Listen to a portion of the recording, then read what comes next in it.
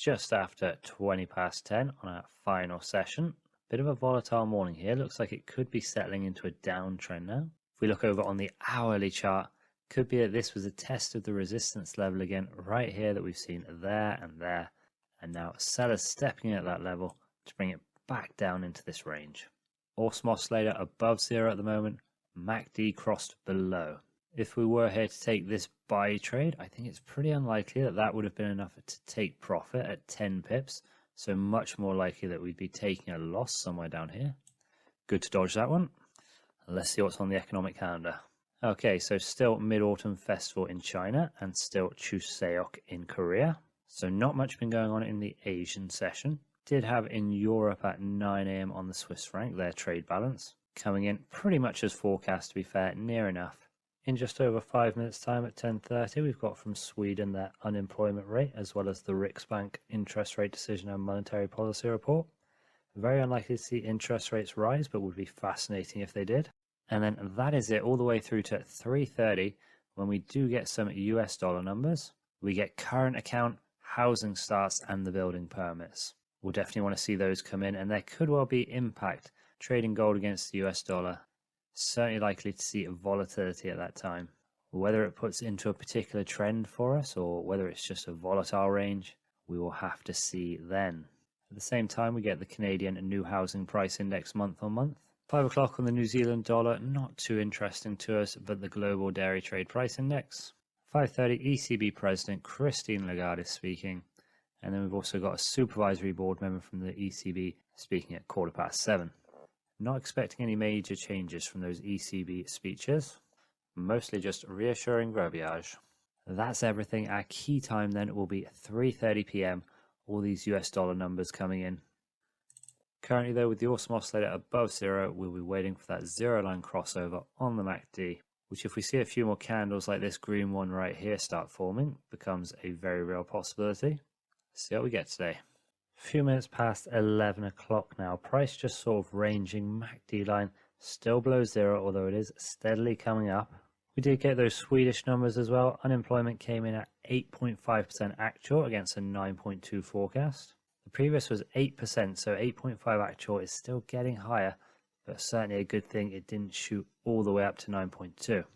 And on the interest rate decision, held at 0%. No real surprise there. Back on the chart, we do see price making a move now. If price can close like that and we can get another one just like it, suddenly that buy trade looks very feasible. Few periods on here and we could be getting close. We're about to see a close here. Let's see where this MACD line moves to. It could definitely still pull up from where it is if we start to see red, but any more green candles and that crossover becomes near certain. And there comes the cross, just about, currently at 0.01213. If it closes like that, our signal is good to go. Awesome oscillator, even though it's been coming down, still above zero. We are good for a buy trade if it comes now. We do have our standard deviation indicator pulled up. However, it doesn't look as though we're going to get the close just yet. A red candle comes and that MACD line, staving off the close there. Big green candle though, coming through immediately after, and we are going to get that close in just a few seconds. Standard deviation bobbing up and down. We'll go for 0.76 there. We see it just ticks up on the new candle. Okay, so you can see our risk on screen now. This is 2 buy trades that we're going to be getting into. There are our trades then. Price took a little bit of bump, so we didn't get in at the same price. So here we are. Let's plug in that stop loss and take profit. Let's do it quick before this runs up here. So we're going to go 218 there and 218 there. And then we're going to pop 218 in there and then set our trailing stop loss as well. Put that at 218.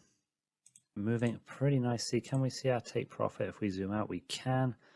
Looks quite far away at the moment, but price moving in our favor. And as price moves on here, let's take this stop loss here and trail it just a little bit. There we go. We can see it bounce up there, and hopefully price continues. Eventually that trailing stop loss will kick in automatically if we get far enough of price. It is looking like it really wants to push towards that take profit, getting close. And there it goes, our take profit triggers Trading stop loss kicks into place on the history. Let's zoom in here. What a run up that was in the space of 2 candles. Remember, we're only about 30 seconds into this one. There's the trade there, $51.98 to the good. And price continuing to surge. We see our trading stop loss move further. This is a really nice run to be in on. And it cracks on. Let's hope it can keep on going further and further. There goes the stop loss with it. Price just ranging around. It's hit that high price 3 times. So we just wait and see if it wants to break out now. It looks like it could, but you never know with price. It's a fickle thing. There's the break we want to see. Price on the move now. This is going to the good. The trailing stop loss coming for the ride.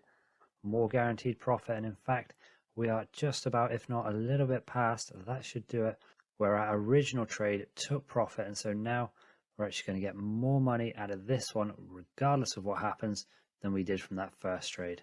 20 past 1 now, and we've just had 3 successive green candles, each of them pushing us into newer highs.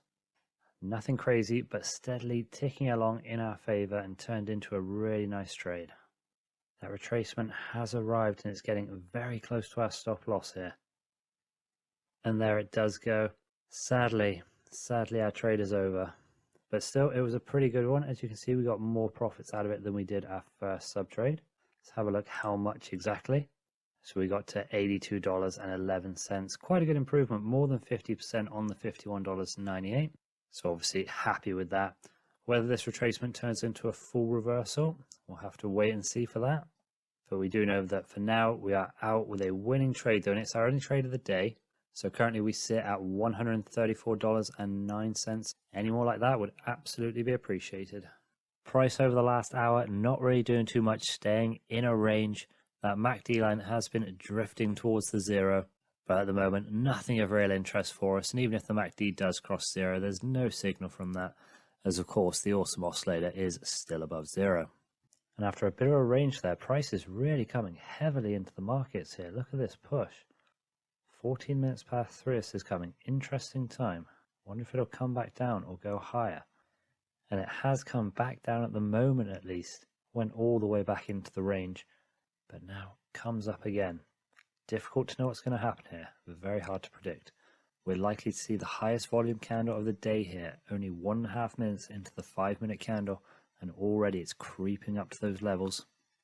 Look at this close we got from this candle there. Big green, and we are seeing a little bit more come from this one as well. MACD line surging. We are just under 5 minutes away from getting the numbers on the US dollar. That was the housing starts, the building permits, and the current account. Those numbers for the US dollar looking pretty good then. Housing starts actual just above 1.6 million, was forecast to be just below it. That's a month-on-month increase of 5.3%. So nice beat there on the housing starts.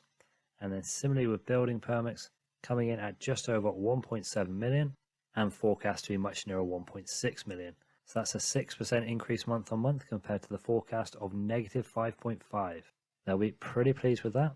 However, their current account did miss by just a little bit. It was 190 billion under as opposed to the forecast of 186 billion. And to wrap off these numbers, the Canadian New Housing Price Index month on month came in at 0.7% compared to a forecast of 0.2%. House prices going up pretty quick there at the minute. We are no close to a signal, still seeing high volume, but I imagine that will come down over the next few candles, settle back close to this sort of level. About 30 minutes on now after that big move upwards there, price just very much ranging now, not wanting to do a lot. We could still see a breakout, volume is there in the market, but the buyers and sellers are still battling it out at the moment. See if we can get a winner. Time has just moved past 5:30 now. Price not really been moving much, has come to the upside a touch now though. That MACD line well above the 0 level still. So I think extremely unlikely that we'll get a signal anytime soon. And also I have a low yield bond that's going to mature today, so I've got to pop out so I can go and collect the coupon for that. Which means we will finish the strategy there. Only had our one trade today, but it was all important as we got a lot of profit from it. And now we can hand it over to the journal to see how we've done as a whole on this strategy. After our final session, that is our journal there. And what a journal it is. You can see plenty more green than red out there. Our final figure, $182.01 up, around about 1.82% on top of the $10,000 starting balance. That took 6 trades over 5 days. We're getting just above 1 trade a day, 4 winners and 2 losers. The MACD line did do a bit better than I thought it would, but maybe that was down to the standard deviation. Really grabbing some profits there. Not a lot of these actually held out. But it's interesting in comparison. Obviously, these losses were complete losses, but the gains, we had 2 trades where the trading stop loss didn't make more than the initial ratio trade, but then we had 2 that it did. On the 2 that it did, we got about $35 over, and on the 2 trades we didn't, it was about $60 under. So on that basis, on this very small sample size, you could say that ratio was a bit better, but there's certainly arguments to be made for both. Our trade today, what a trade. It was only 10 minutes until sub-trade A took its profit there. It did take a little while longer for it to run up and then come back for the trading stop loss. But yeah, that really took off quickly. Bit of luck there, but I'm sure we'll have our fair share of bad luck at some point too. On the whole, after 5 sessions of trading, if you're not losing money, then that's certainly a good thing. And the fact that we have managed to get some money out of this over time means that it can't be all bad, which is very different from it being good, but it can't be all bad.